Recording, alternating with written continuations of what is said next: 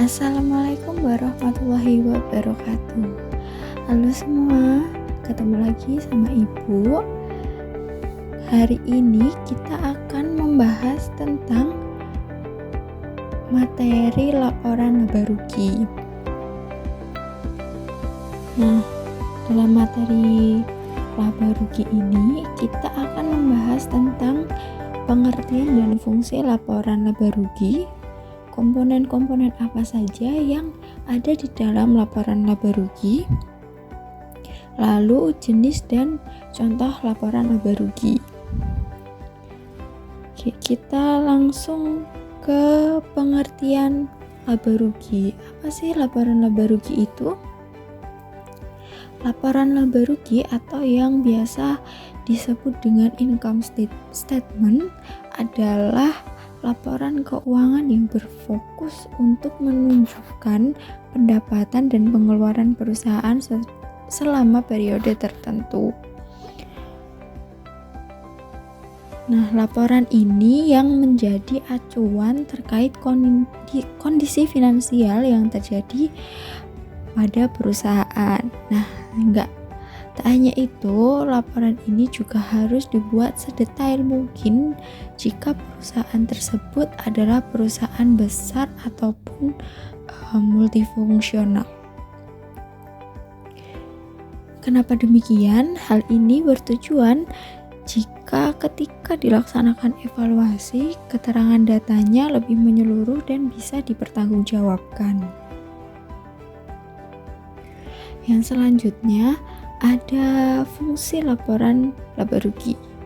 Nah, untuk fungsi laporan laba rugi itu ada 3. Yang pertama, untuk dijadikan bahan evaluasi keuangan. Ketika perusahaan sudah berjalan selama 1 bulan ataupun 1 tahun ataupun lebih, pasti ada transaksi keuangan yang lumayan banyak. Nah, baik itu yang menghasilkan kerugian ataupun keuntungan. Nah, akumulasi dari total finansial tersebut yang akan menjadi laba rugi perusahaan di bulan atau tahun-tahun tertentu. Yang kedua, untuk mengetahui perkembangan perusahaan. Nah, perusahaan yang sedang berkembang bisa dilihat dari kondisi keuangan di perusahaan tersebut. Jika lebih besar keuntungan daripada ruginya, tentu prospek perusahaan ke depannya akan semakin meningkat. Nah, maka dibuatlah laporan laba rugi ini yang bisa dijadikan tolak ukur perkembangan dari perusahaan. Yang ketiga, untuk mengatur langkah kebijakan atasan. Nah, fungsi yang ketiga ini laporan laba rugi adalah mengatur langkah kebijakan atasan terkait dengan pembiayaan. Jika di dalam laporan tersebut kerugian terbanyak akibat alat produksi yang tidak bekerja, maka di tahun-tahun berikutnya bisa digantikan dengan aplikasi yang lebih menguntungkan. Selanjutnya, komponen-komponen yang ada di laporan laba rugi. Nah, yang pertama itu ada penjualan. Nah, di penjualan ini menyajikan pendapatan, lalu potongan penjualan atau diskon penjualan, kemudian return penjualan, dan juga informasi-informasi lain yang berhubungan dengan penjualan. Yang selanjutnya ada harga pokok penjualan, yaitu menunjukkan harga pokok penjualan dari pendapatan penjualan ini. Yang ketiga ada laba kotor, yaitu pendapatan kurang dari harga pokok penjualan. Selanjutnya beban penjualan, yaitu melaporkan beban biaya dari usaha perusahaan.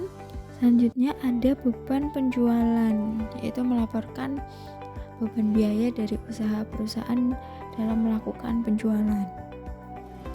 Terus selanjutnya ada biaya administrasi. Nah, biaya administrasi ini melaporkan beban-beban dari administrasi umum perusahaan. Selanjutnya ada pendapatan dan beban lainnya. Nah, transaksi lain yang tidak termasuk pendapatan dan biaya yang terkait langsung dan operasional maupun administrasi perusahaan. Lanjut, ada juga laba operasional. Laba operasional ini adalah laba perusahaan yang diperoleh dari kegiatan operasional perusahaan. Selanjutnya ada biaya pendanaan, bagian yang dipisahkan yang mengidentifikasikan biaya pendanaan perusahaan. Selanjutnya ada biaya pendanaan. Nah, bagian ini dipisahkan karena mengidentifikasi biaya penggunaan perusahaan selanjutnya berupa biaya bunga.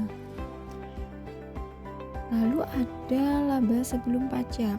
Nah, pendapatan ini yaitu pendapatan total sebelum dikenai pajak.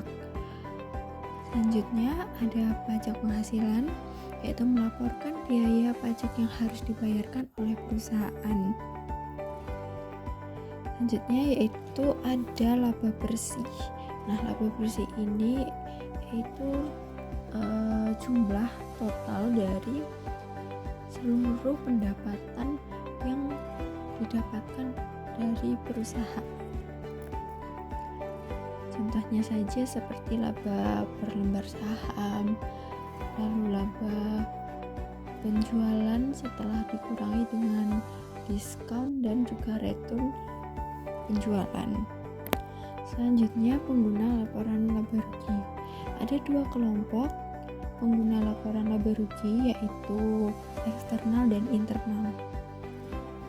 Untuk pengguna internal sendiri itu termasuk ke dalam manajemen perusahaan dan dewan direksi yang menggunakan informasi ini untuk menganalisis posisi bisnis dan membuat keputusan untuk menghasilkan keuntungan. Lalu ada juga pengguna eksternal. Nah, untuk pengguna eksternal ini terdiri dari 3, yaitu investor, kreditor, dan juga pemerintah. Untuk investor sendiri itu memeriksa apakah perusahaan diposisikan untuk tumbuh dan menguntungkan di masa depan, sehingga mereka dapat memutuskan apakah akan berinvestasi dalam bisnis tersebut. Nah, untuk kreditor sendiri, kreditor menggunakan laporan laba rugi ini untuk memeriksa apakah perusahaan memiliki arus kas yang cukup untuk melunasi pinjaman ataupun mengambil pinjaman baru. Sedangkan untuk pemerintah bisa menilai kemampuan perusahaan dalam membayar pajak dan melakukan benchmarking dengan perusahaan lain di industri yang sama. Ada 2 jenis laporan laba rugi yang biasa digunakan oleh perusahaan ataupun UMKM. Nah, yang pertama ada laporan laba rugi single step. Laporan laba rugi ini bersifat sederhana, tidak berisi detail perputaran keuangan yang terjadi pada perusahaan tersebut. Nah, dan biasanya laporan laba rugi ini dipakai oleh perusahaan dagang rintisan atau yang biasa kita kenal dengan UMKM. Ini di sebelahnya ada contoh dari laporan laba rugi single step. Selanjutnya ada laporan laba rugi multiple step. Nah, laporan keuangan jenis ini biasanya sudah berdasarkan standar yang digunakan untuk pelaporan laba rugi perusahaan dagang besar ataupun perusahaan yang memiliki banyak pemangku kepentingan seperti kreditor dan juga investor. Nah, bisa kita lihat di sini, ini adalah contoh dari laporan laba rugi dengan multiple step. Sekian materi kita hari ini yang terkait dengan laporan laba rugi.